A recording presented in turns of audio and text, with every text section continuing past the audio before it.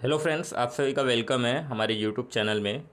Guys, ये candidate का ये जो डाउट था उन्होंने कमेंट में बताया था, वो प्रिपरेशन कर रहे हैं एसएससी जेई एग्ज़ाम का।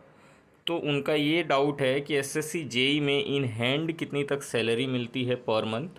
तो आज इस वीडियो में हम SSC JE means junior engineer को सैलरी क्या मिलती है A to Z हम देखने वाले हैं। इन हैंड कितनी सैलरी मिलती है और हम लेटेस्ट सैलरी की बात करने वाले हैं, क्योंकि अभी जो ईयर है वो 2024 चल रहा है। तो 2024 में टीए डीए क्या मिल रहा है, कितना परसेंट मिल रहा है, ये सारा कुछ हम डिस्कस करने वाले हैं। तो चलिए बात करते हैं। तो देखिए,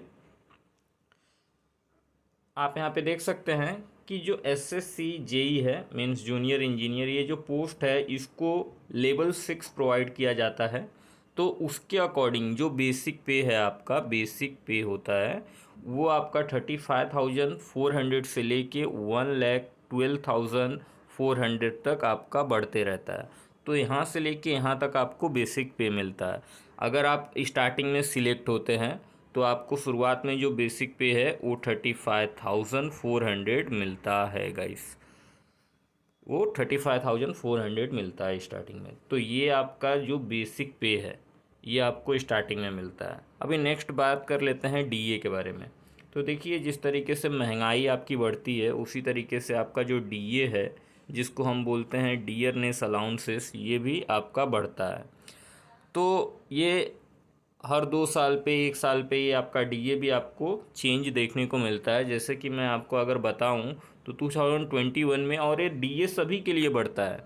आप एसएससी के अंदर, आप चाहे एसएससी जीडी में हो या आपने एसएससी सीजीएल का एग्ज़ाम निकाला है और कोई पोस्ट पे आप सिलेक्ट हैं या सीएचएस से निकाला है, तो सभी को डीए एक साथ ही बढ़ता है।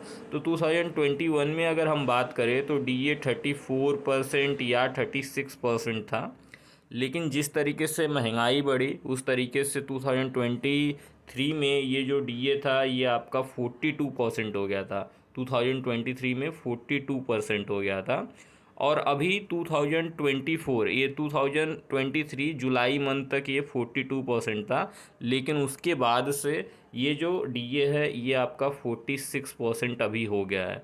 तो अभी जो सैलरी मिलती है जूनियर इंजीनियर को वो 46% डीए के हिसाब से मिलता है। अभी ये जो डीए है आपका, ये 46% किसका होता है, आपके बेसिक पे का। जो भी आपका ये बेसिक पे है जो 35,400, इसका 46% आप काउंट कर लीजिएगा। तो ये आपका डियरनेस अलाउंसेस होता है, मैंने काउंट करके लिख दिया है। टीए की बात करें तो अगर आपकी पोस्टिंग एक्स सिटीज़ में हुई है तो आपको 3,600 रुपीज़ टीए मिलता है, जिसको ट्रैवल अलाउंसेस कहा जाता है। वाई सिटी के लिए 1,800 रुपीज़ मिलता है और जेड सिटीज़ के लिए 900 रुपीज़ मिलता है। नेक्स्ट अगर हम बात कर ले एचआरए के बारे में, तो आप यहाँ पे देख सकते हैं एचआरए को हाउस रेंट अलाउंसेस कहा जाता है। तो हाउस रेंट अलाउंसेस आपको एक्स सिटीज़ में 27% ऑफ बेसिक पे का मिल जाता है। वाई सिटीज़ में आपको 18% ऑफ बेसिक पे का मिल जाता है और 9% आपको बेसिक पे का देखने को मिलता है जेड सिटीज़ में। तो इस तरीके से आपको एचआरए मिल जाता है। मैंने सभी को कैलकुलेट करके यहाँ पे लिखा है। नेक्स्ट अगर हम बात करें ग्रॉस सैलरी, तो देखिए जो आपका सैलरी होता है उसके अंदर बेसिक पे, एचआरए, डीए, टीए, ये सभी मिल के आपका सैलरी बनता है। लेकिन वो क्या होता है, ग्रॉस सैलरी होता है, जिसे हम जीएस भी कहते हैं। तो देखिए, ग्रॉस सैलरी एक्स सिटीज़ में आपको 64,842 रुपीज़ तक देखने को मिलता है। वाई सिटीज़ में इतना और जेड सिटीज़ में इतना। अब इसके अंदर से कुछ डिडक्शन भी होता है, जैसे कि कुछ स्कीम्स होते हैं। जैसे कि आप देखिए, स्कीम्स की अगर हम बात करें तो ये एक स्कीम होता है एनपीएस, जो इतना कटता है। अगर आप एसएससी जूनियर इंजीनियर में हैं तो आपका इतना पर मंथ का डिडक्ट किया जाएगा ये स्कीम के लिए। एक दूसरा आपका स्कीम होता है जो ये हेल्थ के रिलेटेड होता है, और इसके बारे में अगर आपको ज़्यादा जानकारी चाहिए तो आप मुझे कमेंट में बताएं, इसके ऊपर एक मैं सेपरेट वीडियो बना दूंगा। लेकिन ये एक हेल्थ वाला स्कीम होता है कि आप लोगों को गवर्नमेंट के अंदर मेडिकल जो फैसिलिटी है जो दिया जाता है आपको और आपके जो भी डिपेंडेंट होते हैं फैमिली मेम्बर्स, उनके लिए। तो वो इतना उस स्कीम के लिए 450 रुपीज़ पर मंथ आपका डिडक्ट होता है। नेक्स्ट एक ये आपका ये भी एक स्कीम है एक तरह का, उसके लिए 60 रुपीज़ पर मंथ डिडक्ट होता है। और आपका इनकम टैक्स भी गाइस डिडक्ट होता है, लेकिन आपके फिर से वो बैंक अकाउंट में आ जाता है, तो इसीलिए मैंने यहाँ पे इनकम टैक्स को ब्लैंक रखा है।